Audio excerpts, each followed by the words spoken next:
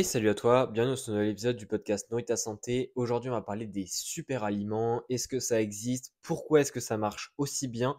Est-ce que ça en vaut le coup? Aujourd'hui, on va parler de tout ça. Je vais pas beaucoup te parler de l'aspect nutritionnel. Je vais quand même en parler pour globalement définir ce que c'est que les super aliments. Mais je vais aussi beaucoup parler de pourquoi, au final, les super aliments marchent aussi bien et pourquoi on en achète autant. Et surtout, revenir sur ces réflexions-là et comprendre, est-ce que au final, tout ça vaut le coup? Ou alors, les super aliments, c'est juste quelque chose à mettre à la poubelle, à ne pas faire attention. Déjà, les super aliments, eh bien, qu'est-ce que c'est? Alors, c'est un terme qui est très vague. C'est un terme qui a été utilisé de plus en plus par les industries pour cet aspect très attirant. Mais en tout cas, il y a pas mal de lois qui ont été faites autour du terme super aliment. Et notamment, il faut comprendre qu'en Europe, eh bien, le terme super aliment a été restreigné. Plus exactement, sur les paquets, il est maintenant interdit de mettre super aliment. Et ça, c'est depuis 2015, il me semble. Je crois que c'est au moins 2015, voire 2020. Mais en tout cas, il est interdit de mettre super aliment sur un paquet puisque effectivement, il y avait beaucoup trop de marques qui ont profité de ce terme-là alors qu'il y avait zéro évidence derrière scientifique que c'était vraiment un super aliment pour une certaine raison. Donc c'est pour ça qu'il y a eu vraiment des lois à ce niveau-là. Mais en tout cas, globalement, qu'est-ce que ça veut dire un super aliment? Eh bien, en termes théoriques, la définition la plus correcte serait de dire que c'est un aliment qui a de haut level, enfin de haut niveau, pardon, c'est un aliment qui a de haut niveau en soit un nutriment ou soit des phytochimiques, enfin, qui a soit des hauts niveaux de nutriments et ou des hauts niveaux de phytochimiques bioactifs. Donc les biochimiques bioactifs, ça peut par exemple être certains polyphénols, certains pigments, etc., qui ont des effets notamment antioxydants sur le corps ou d'autres effets, et qui sont associés à des effets bénéfiques sur la santé humaine. Donc voilà. Ça, c'est un petit peu la définition des super aliments.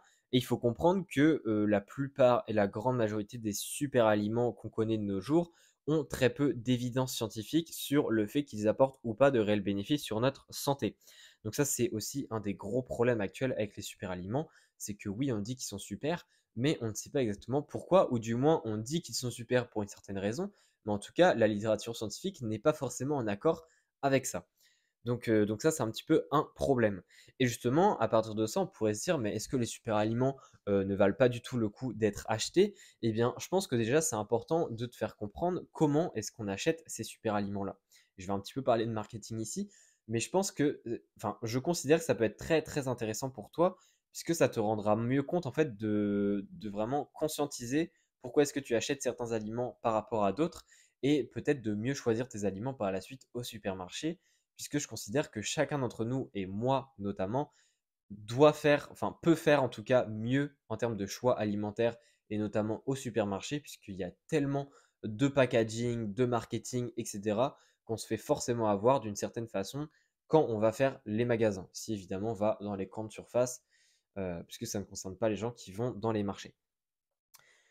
Donc, déjà, ce qu'il faut comprendre, c'est que les super aliments, il y a certaines populations qui en achètent plus que d'autres. Les populations qui en achètent plus que d'autres, c'est à la fois les personnes qui sont vraiment conscientes de leur santé, donc qui veulent vraiment prendre soin de leur santé. Ça, évidemment, il y a plus d'achats de super aliments puisque ces personnes-là considèrent que c'est une forme d'investissement, ce qui est, je pense, une très bonne façon de voir les choses. Et il y a également les personnes qui ont un statut socio-économique suffisamment élevé, puisque effectivement, les super aliments, on en reparlera après, mais ce sont des aliments qui sont très chers. Et je pense que si tu t'y es déjà informé, ou du moins si tu as déjà vu des super aliments soi-disant dans les rayons, eh bien tu as vu que les prix étaient quand même très élevés. Mais il y a également d'autres choses qui vont faire que tu vas acheter ces aliments ou pas. Déjà, il y a quelque chose qu'on appelle la théorie de la consommation, qui est une théorie qui tourne autour du marketing, qui est une théorie pardon, qui se base autour de 5 valeurs de consommation. Il y a la valeur ce qu'on appelle situationnelle, il y a la valeur ce qu'on appelle fonctionnelle, celle émotionnelle, celle sociale et également celle épistémique, c'est-à-dire celle liée au fait de vouloir avoir de vouloir avoir plus de connaissances. Il faut comprendre que pas mal d'études ont été réalisées hein, sur les super aliments, sur l'aspect marketing, et il faut comprendre que 4 de ces valeurs-là sont significativement corrélées au fait d'acheter des super aliments.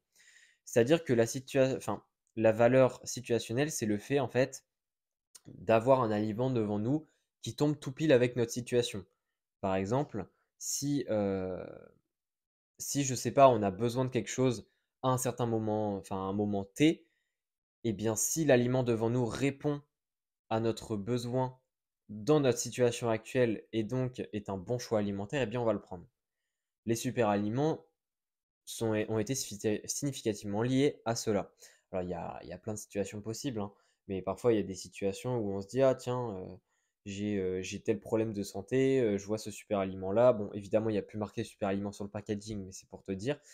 C'est marqué, riche en fibres et cetera. Oh, ça devrait être plutôt pas mal et cetera.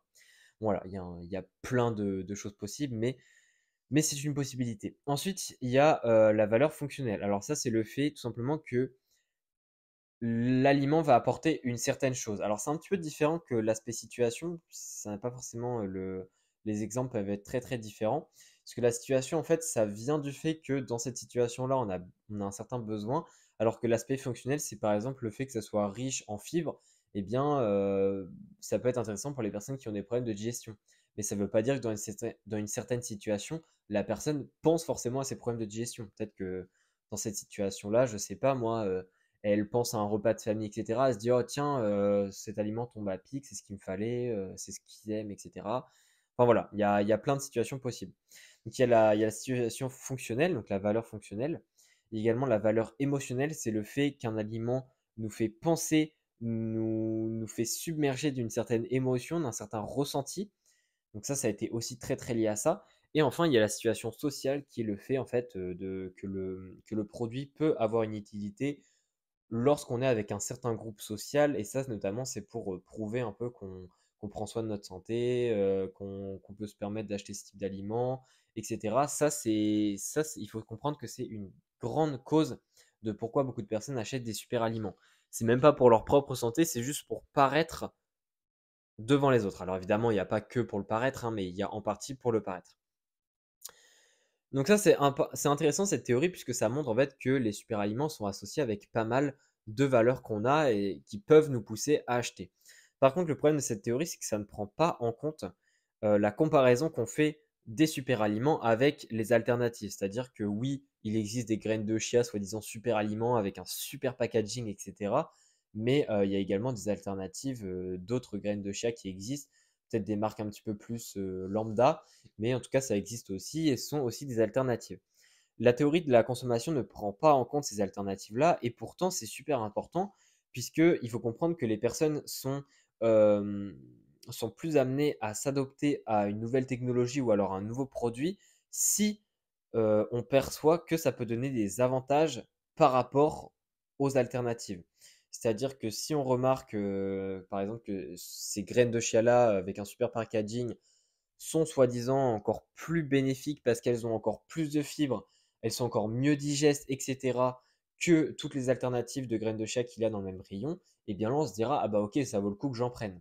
Mais en tout cas, il faut qu'il y ait vraiment un avantage qui soit supérieur par rapport aux alternatives. Et ça, la théorie de la consommation ne le prend pas en compte, puisque ça prend seulement en compte différentes valeurs qu'on associe à l'aliment au fait de le choisir. Et justement, le fait en fait d'avoir des avantages relatifs par rapport aux alternatives, eh bien, c'est très, très lié au fait de conseiller un aliment à nos proches, donc notamment de faire du bouche à oreille, puisqu'on se dit: «Ah bah oui», quand on conseille un produit à nos proches sans nous en rendre compte, souvent on est amené à dire: «Ah bah oui, ce produit-là, tu vois, par rapport à» et là on dit d'autres marques, qui produisent le même type de produit.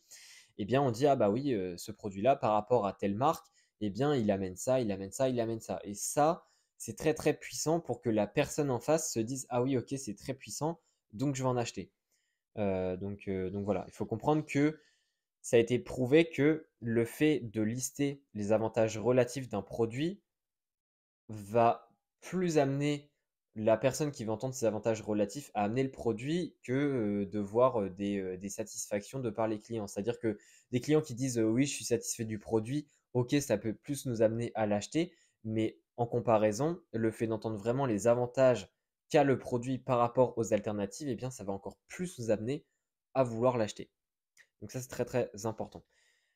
Chose qui est quand même importante à prendre en compte, c'est évidemment le coût perçu des super aliments. Comme je l'ai dit, les super aliments sont très très chers et évidemment le coût perçu n'est pas que l'argent. Le coût perçu, c'est à la fois l'argent qu'on va mettre dedans, également le temps qu'on va mettre dedans parce que, par exemple, il y a des super aliments, je sais pas, des pois cassés. J'ai déjà vu des pois cassés où la cuisson, le temps de cuisson, c'était marqué 45 minutes. Est-ce que beaucoup de personnes vont vouloir acheter cet aliment quand ils vont remarquer que c'est 45 minutes de cuisson? Eh ben peut-être pas, parce que effectivement, le coût perçu en temps sera beaucoup plus élevé que si, par exemple, il y a une alternative où le pois cassé, c'est 10 minutes. Et il y a évidemment l'effort, c'est-à-dire que bah, l'effort, c'est de le trouver, par exemple. C'est-à-dire qu'il y a certains super aliments, c'est super compliqué de les trouver. C'est même pas un jeu de mots de base avec le super compliqué. Mais en tout cas, oui, il y a certains super aliments, on ne trouve pas dans tous les magasins, et donc le simple effort de le trouver va faire que beaucoup de personnes ne vont pas le prendre. Donc effectivement, le coût perçu a été, enfin ça a été prouvé que le coût perçu empêche en partie, ou du moins réduit en partie l'avantage qu'amènent les avantages justement relatifs. Donc tout est une histoire d'équilibre un petit peu. Et c'est pour ça que les marketeurs l'ont très très bien compris, hein, les industries l'ont très bien compris, que globalement, s'ils veulent augmenter les ventes de leurs super aliments, et ben, ce qu'il faut, c'est de diminuer les coûts perçus, également de mettre au maximum en avant les valeurs qu'apportent leurs produits, donc notamment les valeurs fonctionnelles, émotionnelles, etc. Et aussi de donner en fait les bénéfices que vont apporter leurs produits par rapport à la compétition, c'est-à-dire par rapport aux alternatives. Et s'ils arrivent à faire ça bien, eh bien là, je peux te dire que tu vas acheter beaucoup de produits qui sont considérés comme étant des super aliments. Est-ce que pour autant ça veut dire que ces produits-là sont meilleurs que les alternatives? Pour mon cas, je pense que dans la majorité des cas, non, ce n'est pas le cas. Je pense que c'est beaucoup, beaucoup, beaucoup du marketing. Peut-être que oui, il y a certaines marques qui essayent d'innover, qui essaient d'amener des aliments qui apportent vraiment quelque chose en plus, mais je pense que c'est vraiment malheureusement la minorité des cas, et c'est pour ça qu'il faut vraiment que tu sois très attentif au niveau du marketing. Et c'est d'ailleurs pour ça que je t'ai un petit peu expliqué globalement comment est-ce que ça se passait au niveau du marketing autour de ces aliments-là, mais autour des aliments de manière générale. En tout cas, j'espère que cet épisode t'aura plu. Alors, je ne vais pas rentrer plus dans l'aspect nutritionnel. Globalement, les super aliments, ça dépend beaucoup déjà de l'aliment qu'on parle. Un avocat et des graines de chia, ça n'apporte pas du tout les mêmes choses. Donc, c'est compliqué de parler de ça de manière générale. Mais en tout cas, globalement, les super aliments, c'est quand même un terme qui est très, très marketing, hein. Il y a pas vraiment de littérature scientifique à ce niveau-là qui montre que les super aliments sont plus bénéfiques que les alternatives. Donc, à ta place, je n'irai pas me jeter dans les rayons de super aliments, surtout que c'est très très cher. Et d'autant plus que maintenant, tu te rends compte qu'il y a vraiment un aspect marketing derrière, comme je te l'ai expliqué. Donc, c'est vraiment super important, je pense, de te rendre compte de ça. En tout cas, si tu t'intéresses aux super aliments, tu as peut-être une alimentation que tu veux plus végétaliser. Si c'est le cas, eh bien, j'ai fait un cours justement sur comment avoir une alimentation végétalienne sans même avoir de carence alimentaire, ce qui est pourtant, je t'assure, très compliqué. Je te donne toutes les étapes, j'ai vraiment fait un cours très très pratique là-dessus en format vidéo. Je t'invite à aller cliquer sur le lien dans la description de l'épisode et on se dit à la prochaine. Allez, ciao!